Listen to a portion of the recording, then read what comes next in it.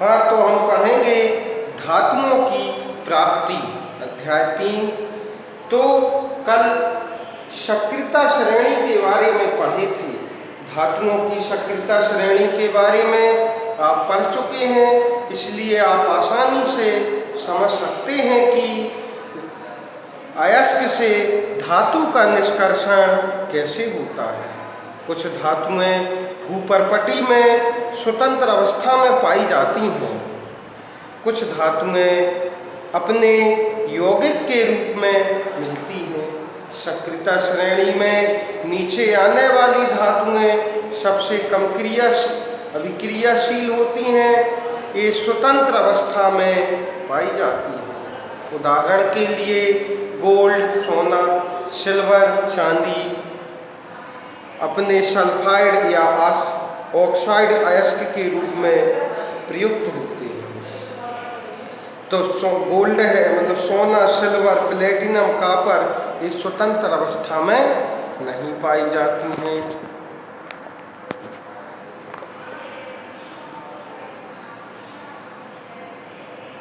और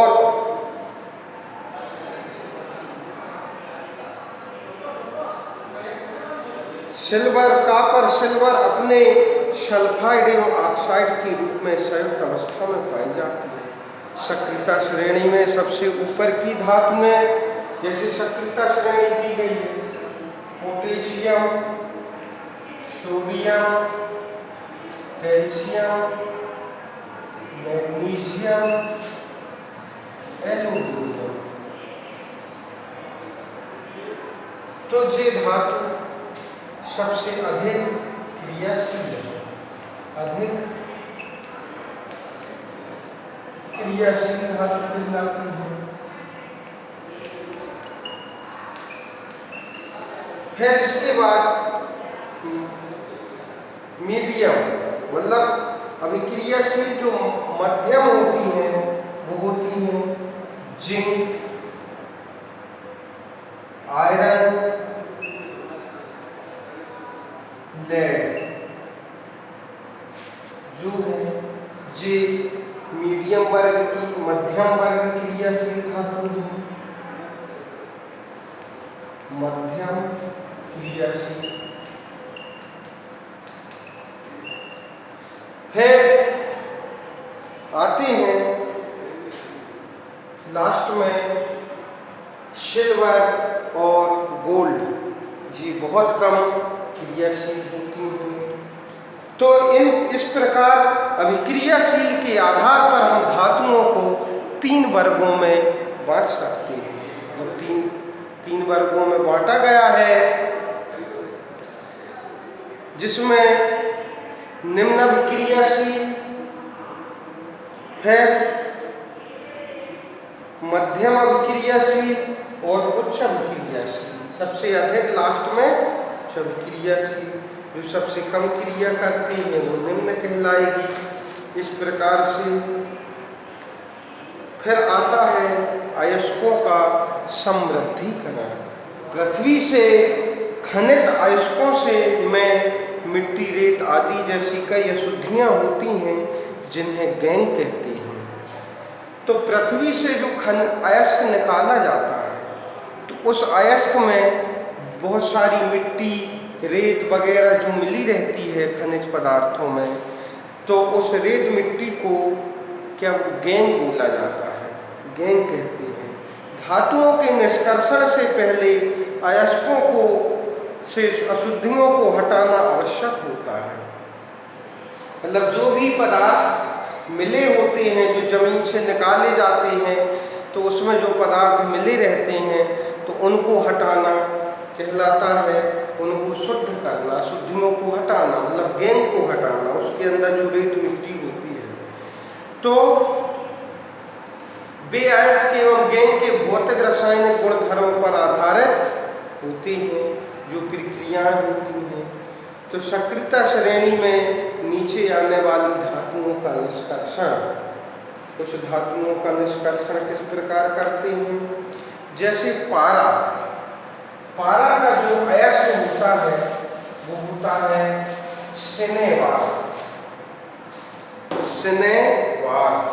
पारा का अयस्क होता है HGS, जिसको बोला जाता है सिनेवार, सिनावार। तो पारा का अयस्क जो सिनेवार है, जब इसको ऑक्सीजन की उपस्थिति में गर्म किया जाता है, मतलब ताप दिया जाता है, तो ऑक्साइड में परिवर्तित हो जाता है और सल्फर ऑक्साइड बन जाता है। फिर इसको ऑक्साइड को मर्क्यूरिक ऑक्साइड में परिवर्तित हो जाता है और मर्क्यूरिक ऑक्साइड को जब पुनः गर्म किया जाता है, इसको पुनः गर्म किया जाता है, तो ताप दिया जाता है। जब तापमान तुझी बन जाता है मरकरी या पारा और ऑक्सीजन अलग हो जाता है। तो इस प्रकार से रासायनिक जो विधियां हैं, इसमें गैंग को हटाने के लिए भौतिक एवं रासायनिक गुणधर्मों पर आधार, मतलब कुछ रासायनिक क्रिया उसके भौतिक गुणधर्म होते हैं। इसी प्रकार प्रकृति में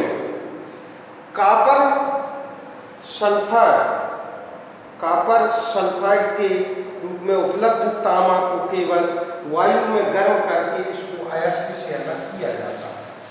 जैसे कॉपर सल्फाइड, तो इसको यदि गर्म करते हैं ऑक्सीजन की उपस्थिति में, तो ताप दिया जाता है। जब सूजी बनता है copper oxide plus sulphur oxide, copper oxide और सल्फर ऑक्साइड बन जाता है। इस प्रकार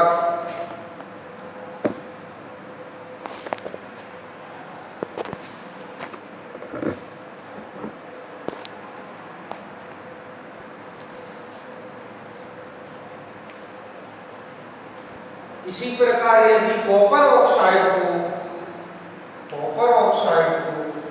गर्म किया जाता है, कॉपर ऑक्साइड को इसी कॉपर सल्फाइड के साथ गर्म करके ताप दिया जाता है, गर्म किया जाता है, तो कॉपर प्लस सल्फर डाइऑक्साइड बन जाता है। तो इस प्रकार से प्रकृति में अयस्कों को रासायनिक विधियों द्वारा शुद्ध कर सकते हैं। फिर आती सक्रियता श्रेणी के मध्य में स्थित धातुओं का निष्कर्षण। सक्रियता श्रेणी के मध्य में स्थित धातुएं जैसे आयरन, जिंक, लेड, कॉपर की अभिक्रियाशीलता माध्यम होती है। प्रकृति में प्रायः सल्फाइड या कार्बोनेट के रूप में पाई जाती हैं। सल्फाइड या कार्बोनेट की तुलना में धातु को उसके ऑक्साइड से प्राप्त करना अधिक आसान होता है। इसलिए अपचयन से पहले धातु के सल्फाइड एवं कार्बोनेट को धातु ऑक्साइड में परिवर्तित करना आवश्यक है। सल्फाइड अयस्क को वायु की उपस्थिति में अधिक ताप पर गर्म करने पर यह ऑक्साइड में परिवर्तित हो जाता है। इस प्रक्रिया को भर्जन कहते हैं। यदि सल्फाइड अयस्क को वायु की उपस्थिति में अधिक ताप पर गर्म करते हैं और वह ऑक्साइड में परिवर्तित हो जाता है, तो इस प्रक्रिया को भर्जन कहते हैं। और यदि कार्बोनेट अयस्क को सीमित वायु में, मतलब कम वायु की मात्रा में अधिक ताप पर गर्म करने पर यह भी ऑक्साइड में परिवर्तित हो जाता है, तो इसको निष्ठापन कहते हैं। मतलब अधिक वायु की उपस्थिति में करेंगे तो भर्जन कहलाएगा और कम वायु की उपस्थिति में गर्म करेंगे तो निष्ठापन कहलाएगा। तो भर्जन एवं निष्ठापन की कुछ अभिक्रियाएं दी गई हैं। जैसे भर्जन,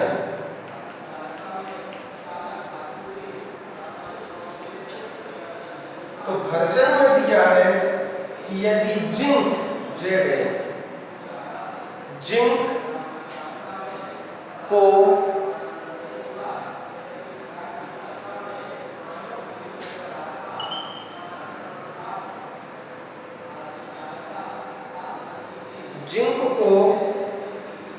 जिंक सल्फाइड को ऑक्सीजन की उपस्थिति में गर्म करती है,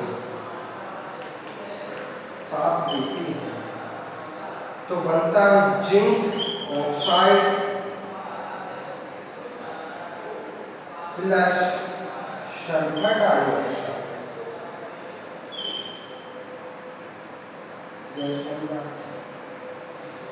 तो वायु की अधिक मात्रा में गर्म करना और ऑक्साइड में परिवर्तित हो जाना भर्जन कहलाता है।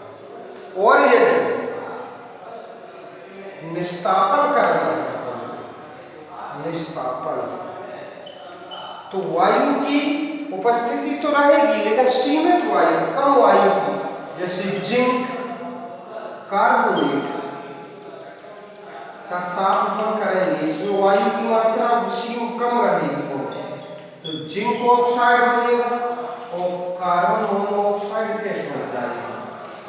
तो इस प्रकार से वायु की अधिक मात्रा में गर्म करना भर्जन कहलाता है और कम मात्रा में उसको गर्म करना, उसके ऑक्साइड प्राप्त करना निस्तापन कहलाता है। इसके बाद कार्बन जैसे उपयुक्त अपचायक का उपयोग कर धातु ऑक्साइड से धातु प्राप्त किया जाता है। उदाहरण के लिए जब जिंक ऑक्साइड को कार्बन के साथ गर्म किया जाता है तो यह जिंक धातु में अपचयित हो जाता है। यदि जिंक ऑक्साइड को कार्बन के साथ गर्म करेंगे, जिंक ऑक्साइड को कार्बन मतलब कोयला के साथ इसको जलाया जाएगा, गर्म किया जाएगा, ताप दिया जाएगा, तो जिंक में परिवर्तन हो जाता है और कार्बन मोनोऑक्साइड गैस बनती है जो वायुमंडल में चली जाती है। तो इस प्रकार से है प्रथम अध्याय में दिए गए ऑक्सीकरण एवं अपचयन प्रक्रम से आप पहले से ही परिचित हैं। धातुओं के उनके यौगिकों से प्राप्त करना भी अपचयन प्रक्रम है। कार्बन या कोयला का उपयोग कर धातु के ऑक्साइड को धातु में अपचयन करने के अलावा विस्थापन अभिक्रिया का भी उपयोग किया जा सकता है। अत्यधिक अभिक्रियाशील धातुएं जैसे सोडियम, कैल्शियम, एल्यूमीनियम आदि अभिक्रियाशील वाले धातुओं को उनके यौगिकों से विस्थापित कर सकते हैं। उदाहरण के लिए जब मैग्नीज डाइऑक्साइड को एल्यूमीनियम चूर्ण के साथ गर्म किया जाता है तो निम्न अभिक्रिया होती है। जब एल्यूमीनियम ऑक्साइड मतलब मैग्नीज ऑक्साइड प्लस एल्यूमीनियम को गर्म किया जाता है तो Mg मैग्नीज बनता है और एल्यूमीनियम ऑक्साइड बन जाता है और ऊष्मा निकलती है इसमें। तो इसमें अपचयन अभिक्रिया भी हो रही और ऑक्सीकरण अभिक्रिया भी हो रही। ऑक्सीजन का जुड़ना, ऑक्सीकरण और ऑक्सीजन इससे निकल जाती है तो ये कहलाएगी अपचयन अभिक्रिया।